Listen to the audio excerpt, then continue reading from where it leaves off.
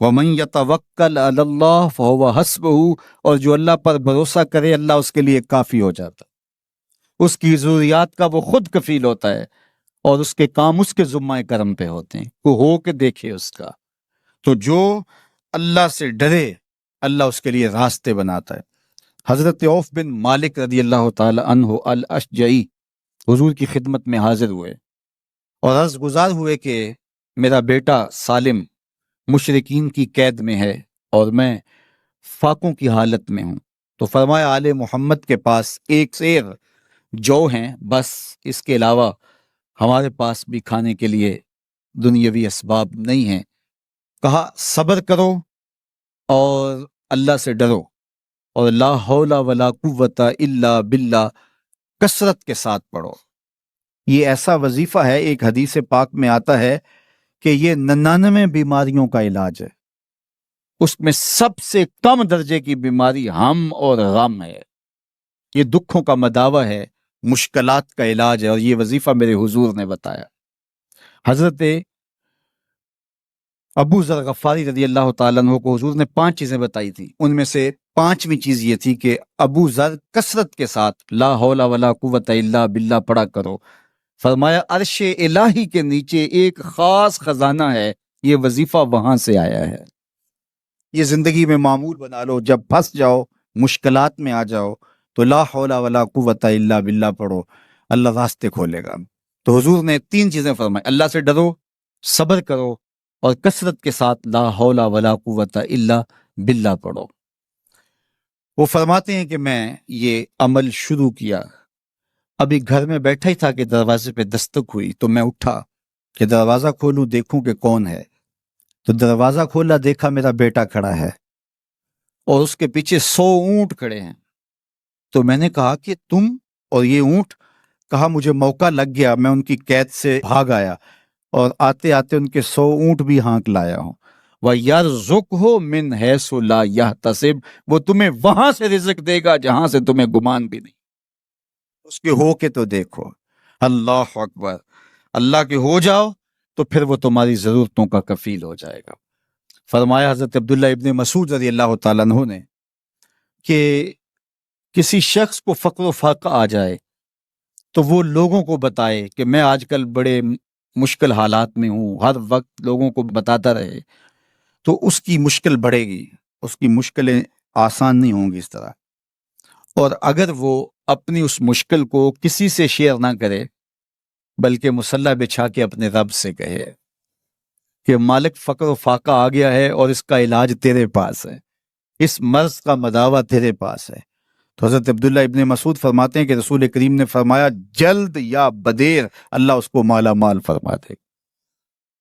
یہ بھی کبھی کر کے دیکھو، مشکل آ جائے، فاقہ آ جائے، مصیبت آ جائے، کسی سے نہ کہو، صرف اپنے رب سے کہو، پھر دیکھنا اس کی کرم نوازیوں کا می کیسے برستا ہے۔ فرمایا اللہ پر بھروسہ کرنے کا جو حق ہے اگر وہ تم ادا کر دو، وہ تمہیں ایسے رزق عطا کرے جیسے پرندوں کو عطا کرتا ہے۔ ہم تو دکان پہ جانا ہوتا ہے، فیکٹری میں جانا ہوتا ہے، ہم اپنے کاروبار پہ جانا ہوتا ہے، نوکری پہ جانا ہوتا ہے، مزدوری پہ جانا ہوتا ہے، ہمیں پتہ ہے کہاں آج صبح جانا ہے، لیکن پرندوں کو کوئی پتہ نہیں ہوتا کہاں جانا ہے، راس المال بھی نہیں ہوتا، لیکن صبح نکلتے ہیں، شام کو کبھی بھی خالی پیٹ نہیں آئے۔ بن توکل پنچھی اڑ دے، خرچ نہ پلے زیرا ہو۔ گھر سے خالی پیٹ نکلتے ہیں، جب واپس آتے ہیں تو پیٹ بھرے ہوئے ہوتے ہیں، اور پھر جو ان کی ضرورت ہوتی ہے اللہ وہ ساری ضرورتیں پوری کرتا ہے، جو جو ضرورت ان کی ہوتی ہے۔ یہ شیر کتنا گوشت کھاتا ہے، اللہ روز اسے دیتا ہے۔ یہ ہنس روزانہ سچے موتی کھاتے ہیں، اور آپ مارکیٹ میں لینے جائیں لاکھوں روپے لگا کے تولے ماشے کے حساب سے آپ خریدتے ہیں، پھر بھی آپ کو یقین نہیں ہوتا کہ یہ سچے ہیں یا 2 نمبر ہیں۔ اور ہنس دنیا پہ کروڑوں جانور پائے جاتے ہیں، روز کھاتے ہیں، صبح بھی، شام بھی، دوپہر بھی، پیٹ بھر کے کھاتے ہیں، اللہ روز انہیں عطا کر۔ کہا اس پہ بھروسہ تو کر کے دیکھو، وہ تمہاری ضرورتوں کا کفیل ہوگا، اس پہ بھروسہ کرو گے وہ تمہیں وہاں سے دے گا جہاں تجھے گمان بھی نہیں ہوگا۔ ارشاد فرمایا جو اللہ سے ڈرے اللہ اس کے لیے راستے کھول دیتا ہے، اور اللہ اس کو وہاں سے دیتا ہے جہاں سے اسے گمان بھی نہیں ہوتا۔ حضور نبی رحمت صلی اللہ علیہ وسلم نے ارشاد فرمایا 4 اشخاص ایسے ہیں جن کو جنت میں جانے سے کوئی چیز نہیں روک سکتی، اور فرمایا اگر لوگوں کے سست پڑ جانے کا اندیشہ نہ ہو تو اے عمر میں تجھ کو کہوں کہ یہ بات گلی اور بازاروں میں لوگوں کو بتا دو۔ اور پھر حضور نے ان 4 اشخاص کا تذکرہ کیا۔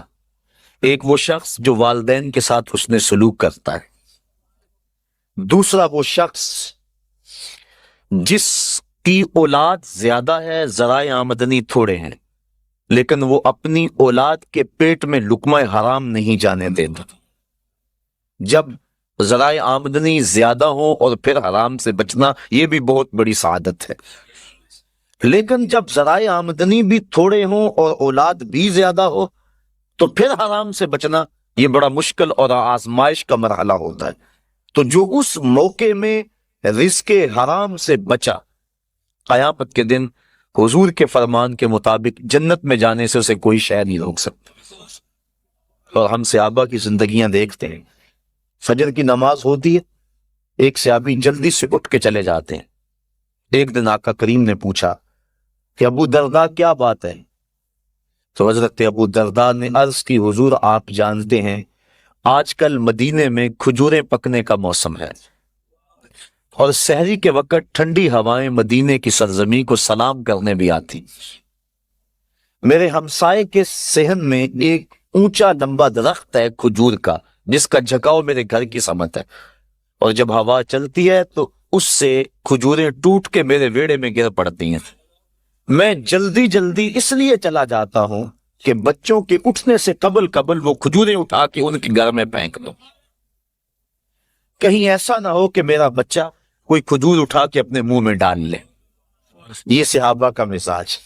اور ہماری سڑک سے گنے کی ٹرالی گزر کر تو دیکھیں، ہم بچے کو شاباش دیتے ہیں کہ بڑا دلیر نکلا ہے۔ جس کو آج آپ حوصلہ افزائی کر رہے ہیں، کل بڑا ہو کے ڈاکو بنے گا، کل بڑا ہو کے راہزن اور لٹیرا بنے گا۔